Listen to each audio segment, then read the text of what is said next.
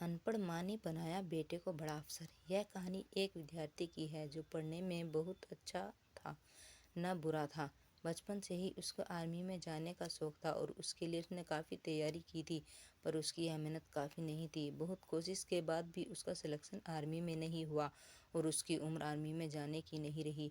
अपनी सफलता से वह निराश नहीं हुआ और उसने 12वीं के बाद जहाँ जहाँ भी नौकरी मिल सकती थी, सभी जगह नौकरी तलाश करनी चालू कर दी, पर यहाँ भी उसका कोई सफलता हासिल नहीं हुई। कई कंपनियां और सरकारी नौकरियों में सफलता पाने के बाद उस लड़के ने अपने आगे की पढ़ाई जारी रखी और बीटेक कंप्लीट कर ली। अपनी ग्रेजुएशन पूरी होने के बाद लड़के ने अपने माँ बाप का सपना पूरा करने के लिए फिर से सरकारी नौकरी की तैयारी करना चालू कर दिया।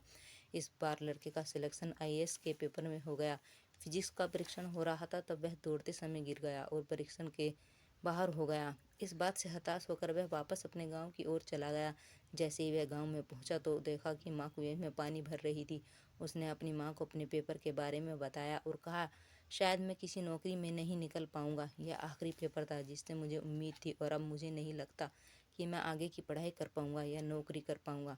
अब मैं गाँव में ही रहूंगा और जो कुछ बनने कर लूँगा। माँ ने मुस्कुराते हुए लड़के से कहा, चलो ठीक है, कोई बात नहीं, अब तुम जो चाहे वह करना, पर मेरा एक काम कर दो।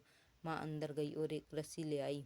फिर सामने पड़े एक पेड़ से पत्थर की ओर इशारा किया और कहा, क्या तुम इस पत्थर को इस रस्सी से काट सकते हो? लड़के ने माँ की ओर आश्चर्य से देखा और कहा, यह कैसे संभव है? कभी रस्सी से भी पत्थर कटता है?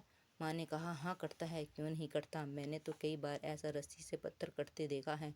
माँ लड़के को कुएं के पास ले गई और कटे हुए पत्थर को दिखाया जिस पर निरंतर रस्सी खींचते हुए कट गया था। माँ ने लड़के से कहा, देखो, अगर कोई भी काम निरंतर किया जाए तो कुछ भी संभव है। जब यह रस्सी पत्थर को काट सकती है तो क्या तुम कोई परीक्षा नहीं निकाल सकते? मुझे बस निरंतर मेहनत करनी है। माना तुम अपनी कोशिश में सफल रहे हो, पर इसका मतलब यह नहीं है कि तुम सफल नहीं हो सकते। तुम निरंतर मेहनत करो और इससे देखो, आज नहीं तो कल तुम्हें जरूर सफलता मिलेगी। माँ के इस उदाहरण के लड़के को सारी निराशा दूर हो गई और वह आत्मविश्वास से भर गया। उसने अपना सामान उठाया और फिर शहर की ओर चल दिया। लड़के ने अपने घर विषय पर रोज मेहनत चालू कर दी। देखते देखते 2-3 साल गुजर गए, पर उसका कोई भी परीक्षा में सिलेक्शन नहीं हुआ। लड़का जब भी माँ से बोलता, माँ कहती, बेटा तुम लगे रहो। लड़का भी मेहनत करना नहीं छोड़ता और अगले साल लड़के का सिलेक्शन एक ऊंचे पद पर हो गया।